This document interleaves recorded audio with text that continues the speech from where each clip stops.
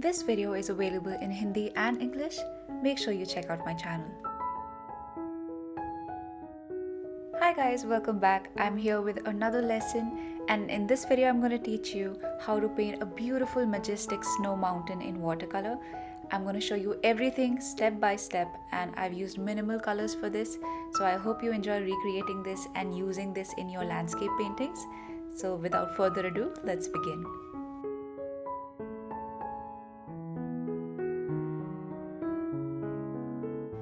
If you're a beginner and you would like to learn watercolor from basics, please make sure you check out my playlist Basic Watercolor Course.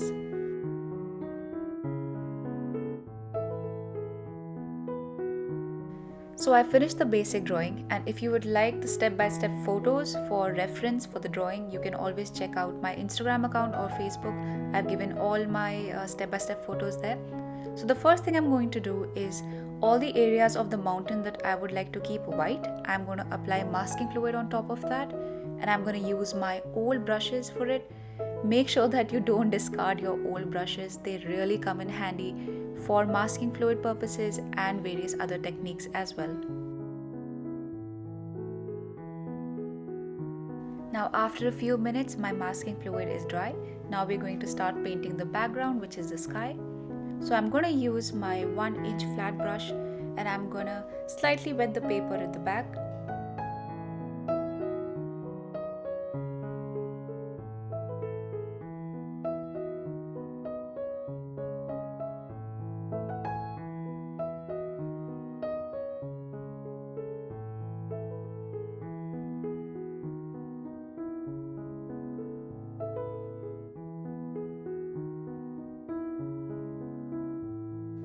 So because the mountain is our main focal point, I decided to keep the sky a little less dramatic than usual.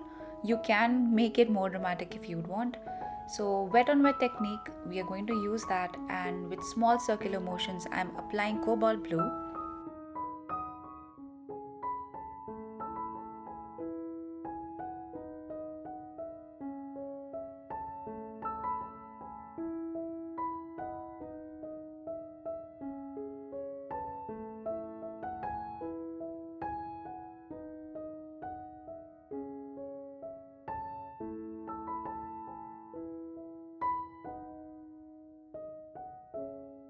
If at any point you feel that you've covered your sky a little too much, which happens with me all the time, you can always use tissue and lift off the color.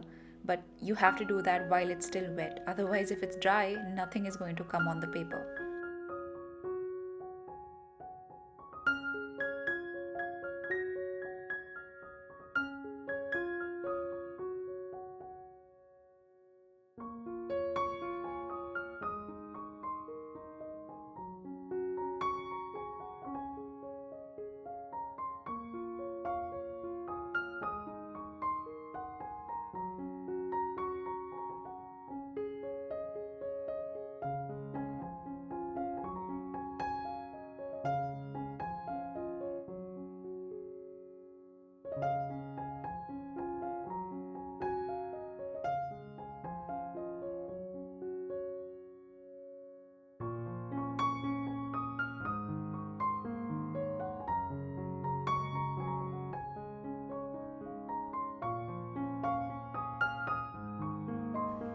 Okay, so now that my sky is dry, I'm going to start painting the mountain.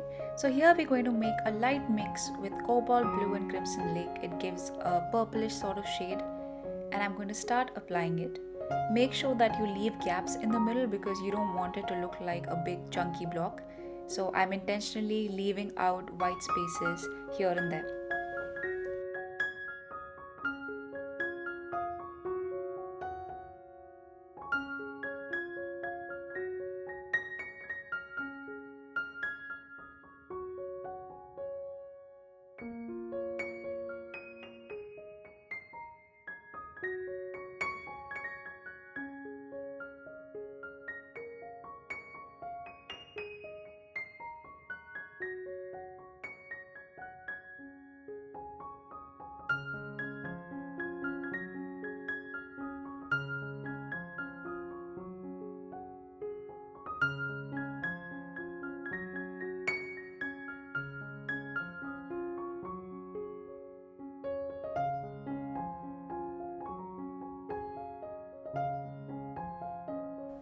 Okay, so now I'm done with the first layer and the paint is still wet.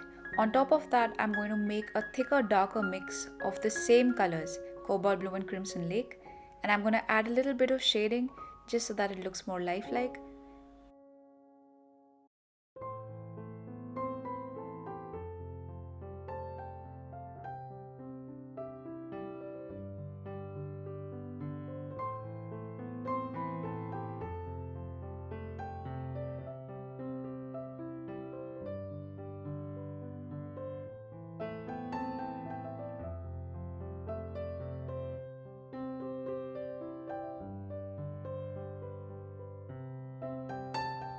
So let's start painting the mountain in the background.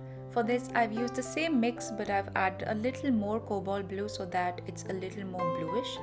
So how do we give the idea of distance? The mountains at the back would be lighter in comparison to the mountains in the front.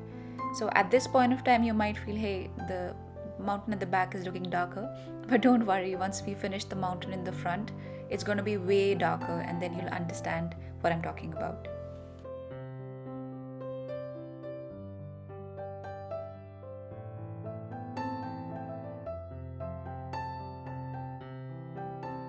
I'm going to use the same mix of color to add shadows to the right hand side of the mountain.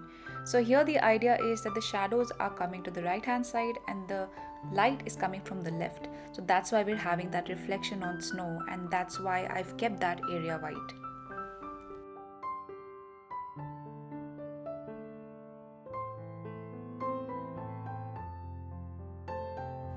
Now we're going to start adding details, and that's the most fun part because the painting starts coming to life. So for this, I'm using a darker mix of cobalt blue and crimson lake. I highly encourage color mixing, and I do it very gradually so you all understand all the different and beautiful colors we can create with a limited palette. And also it's good to have good color mixing knowledge. So here I've just used so far 2 colors for everything.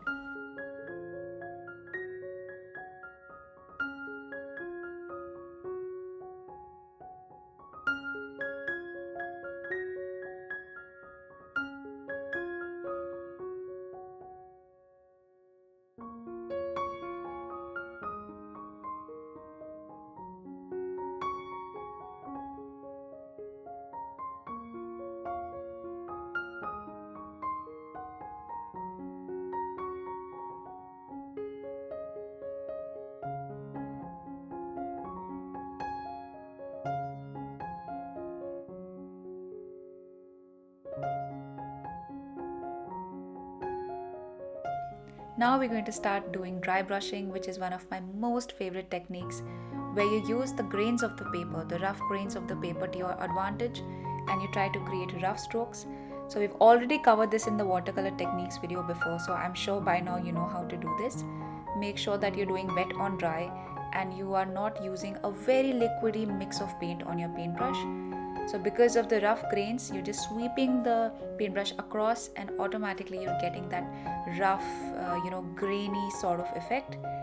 And that looks beautiful in lots of different elements like mountains or ground or barks.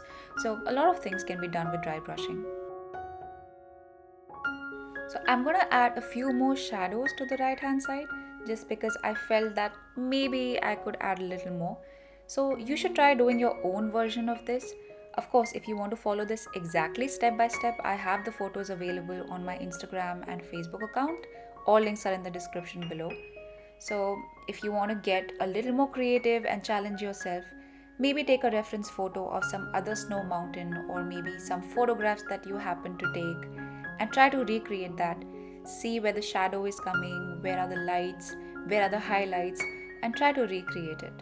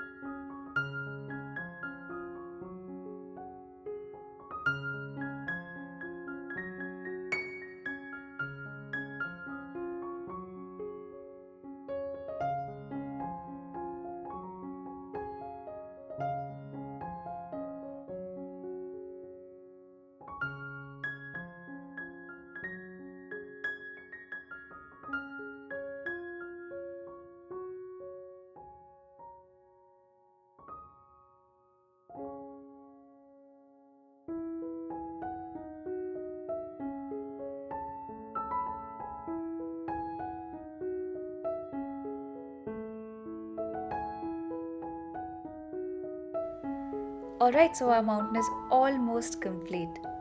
Let me know how you like this video and if you could follow my instructions in the comments below. And do give me a like if you liked this video and found it helpful. It really helps me and keeps me motivated to make more tutorials for all of you. So thank you so much for watching, and I'll see you in the next video. Bye bye.